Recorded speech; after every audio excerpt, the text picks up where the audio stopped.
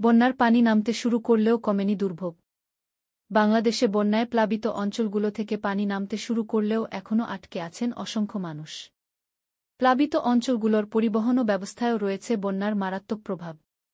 এদিকে দেশের উপকূলীয় অঞ্চলগুলোতে আজ রোববার অপেক্ষাকৃত বেশি বৃষ্টির সম্ভাবনার কথা জানিয়েছে আবহাওয়া অধিদপ্তর। চট্টগ্রাম, খুলনা ও বরিশাল বিভাগের বিভিন্ন অঞ্চলে বেশি মাত্রায় বৃষ্টি হতে পারে পূর্বাভাসে বলা হয়েছে। শনিবার থেকেই এসব অঞ্চলে বৃষ্টির প্রবণতা বেড়েছে। তবে সোমবার থেকে দেশজুড়ে বৃষ্টির প্রবণতা কমার সম্ভাবনা রয়েছে। জাঞ্জটে টানা ৩ দিন পুরোপুরি স্থবির থাকার পর অবশেষে ঢাকা-চট্টগ্রাম মহাসড়কে রোববার ধীরগতিতে যান চলাচল শুরু হয়েছে। গণমাধ্যমের খবরে বলা হয়, মহাসড়কে মহিপাল, রামপুরসহ একাধিক অংশে গিয়ে আজ রোববার দুপুরে উভয়মুখী লেনে গাড়িগুলো ধীরগতিতে এগোতে দেখা গিয়েছে। বন্যার স্রোতে ক্ষতিগ্রস্ত মহাসড়কের একাধিক অংশে সেনাবাহিনীর ২-৬ ইসিবির সহযোগিতায় সড়ক সংস্কারের কাজ করছে সড়ক ও সেতু বিভাগ।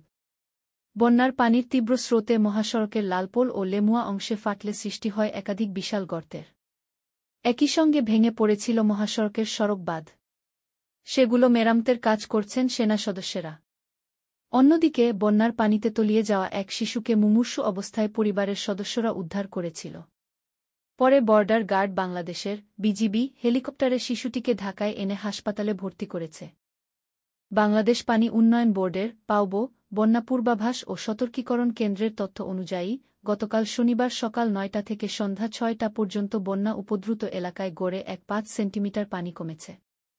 বন্যা পূর্বাভাস ও সতর্কীকরণ কেন্দ্রের তথ্যমতে শনিবার সন্ধ্যা ৬টা পর্যন্ত বন্যা উপদ্রুত এলাকার ৬ নদনদীর পানি বিভিন্ন পয়েন্টে বিপদসীমার উপর দিয়ে বয়ে যাচ্ছিল। নদনদীগুলো হল কুশিয়ারা, মনু, খোয়াই, গোমতী, মুহুরী ও ফেনী। এর মধ্যে সর্বোচ্চ ফেনী নদীর পানি রামগড় পয়েন্টে বয়ে যাচ্ছিল বিপদসীমার ৯.২ সেন্টিমিটার উপর দিয়ে। আর মনু নদের পানি মৌলভীবাজার পয়েন্টে ৬.৬ সেন্টিমিটার উপর দিয়ে বয়ে যাচ্ছিল। এবারের বন্যায় যে একটি জেলা ব্যাপক ক্ষতির মুখে পড়েছে তার মধ্যে একটি ফেনী। বন্যায় পুরো ফেনী শহর জলমগ্ন হয়ে পড়েছে। বিপদসীমার উপর দিয়ে প্রবাহিত হচ্ছে কুমিল্লার গোমতী নদীর পানি। এতে নদীর শহর রক্ষা বাদ দিয়ে চুইয়ে পানি বের হচ্ছে। এই নিয়ে আশঙ্কায় রয়েছেন শহরবাসী। কুমিল্লায় বন্যা হলে পানি নামার পথ গোমতী নদী। এই নদী অনেকটাই ভরে গেছে।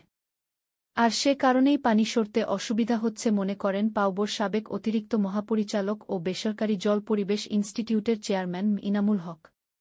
তিনি বলেন, ফেনীর সোনাগাজীতে ফেনী নদীর বাঁধের যে রেগুলেটর আছে সেখানকার ৫-০ থেকে ৬-০ কিলোমিটার ভাটিতে চর পড়ে গেছে। এছাড়া ফেনী নদীও বেশ সংকীর্ণ। সাগরে পানি যাওয়ার পথও সংকীর্ণ। এ কারণেই এখানে এই অবস্থার সৃষ্টি হয়েছে। এখনকার রেগুলেটরকে পরিত্যক্ত ঘোষণা করে আরও ভাটিতে নতুন করে তা করতে হতে পারে।